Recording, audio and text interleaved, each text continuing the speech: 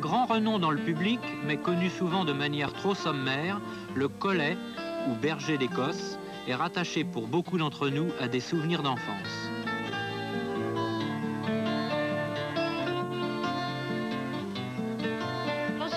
Cette race surtout pour mon fils, parce que mon fils aimait beaucoup les feuilletons de la scie, alors il voulait absolument un collet, la scie, alors c'est pour ça que j'ai choisi surtout ce genre de race, et surtout pour son caractère aussi, qui est très très doux pour les enfants, qui est très joueur en même temps, et puis c'est un animal qui nous rend toute satisfaction, aussi bien pour l'enfant que pour les parents.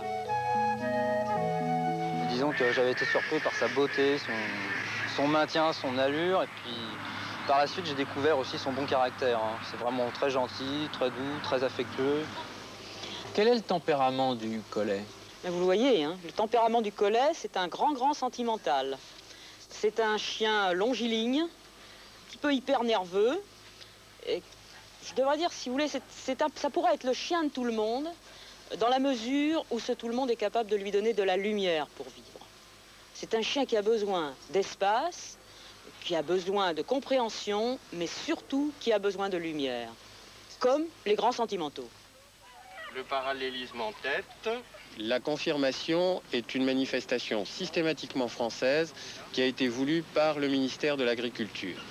Et son importance vient de ce que, lors de l'examen de confirmation, on essaie d'éliminer les animaux qui ne présentent pas les qualités voulues pour la reproduction. Vous marchez, monsieur, et vous revenez.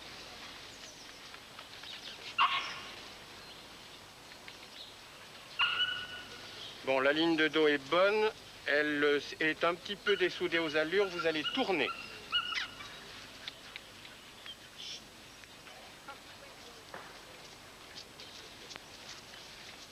Dans le standard, un des points les plus importants est la tête.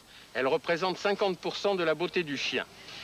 Cette beauté est basée essentiellement sur le parallélisme, c'est-à-dire la ligne de crâne par rapport à la ligne de chanfrein ou museau, séparée par un stop léger qui est une dénivellation, par le port des oreilles semi-dressées et la place des yeux en amande au milieu de la ligne représentée par l'occiput et la truffe.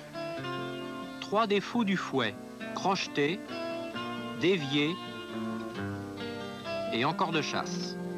Stop trop marqué. Nez romain. Tête en cône sans stop, trop longue et sèche. Tête de mouton. Tête de barzoille. Mâchoire correcte en cisaille. Bégu. En tenaille. Oreille droite mais standard. Oreille pliée. Oreille de Spitz. Antérieure panard. Arrière-main cagneuse. Dos creux, mauvaise proportion, trop long. Mauvais corps, construit en lévrier. Dos fuyant, croupe avalée, trop court. Marche correcte en 1, incorrecte en 2 et 3.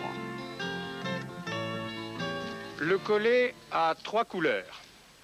Tout d'abord, le tricolore, manteau noir, plastron blanc marqué de feu à la tête et quelquefois aux pattes. Ensuite, le zibeline, qu'on appelait autrefois sable et qu'on va appeler bientôt fauve et blanc, qui a 2 principales variétés, le zibeline clair et le zibeline charbonné. Enfin, le bleu, qui est constitué par une dilution du pigment noir qui vous donne cette teinte bleutée, un peu semblable à celle du renard argenté. L'histoire de la race collet, c'est à l'origine l'histoire du chien, mais l'individualisation de la race commence en Grande-Bretagne dans le courant du 19e siècle. Et le milieu du 19e siècle est la matérialisation du collet en tant que tel. Il apparaît à l'exposition de Birmingham aux alentours de 1860 et on dit que la reine Victoria, dans son château de Balmoral, aurait eu des collets et des collets qui étaient tout blancs. Il semblerait que cette individualisation s'est faite à partir d'un rameau ancien, qui est le vieux chien de berger britannique, auquel on aurait progressivement insufflé d'autres races. On parle du Barzoi et du Spitz, mais c'est une hypothèse. On évoque aussi le setter et cette hypothèse-là est peut-être meilleure que les précédentes. Parce qu'on a la preuve qu'il y aurait eu un croisement voulu entre un setter Gordon et une chienne collée. L'expérience n'a pas été renouvelée. Par contre, lorsqu'on voit des photos des premiers champions collés, ils ont un type de tête un peu setterisé. Donc il est possible que cette alliance ait eu lieu.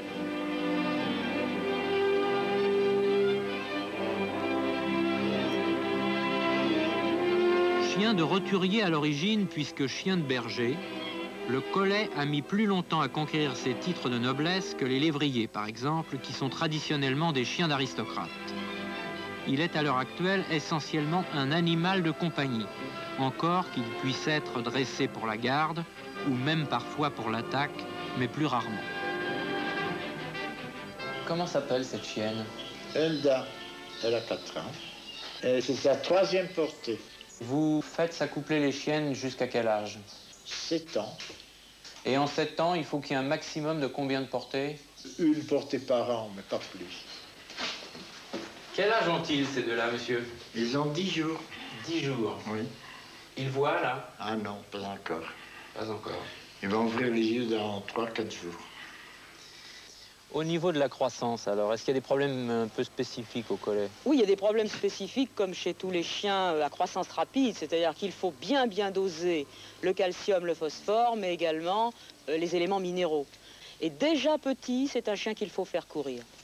Quels sont les signes qui veulent dire danger? Les chiots qui ont les pattes qui tournent un petit peu, les chiots qui ont des difficultés pour se lever, par exemple, après une longue station couchée, et puis également les chiots qui mangent beaucoup et qui maigrissent.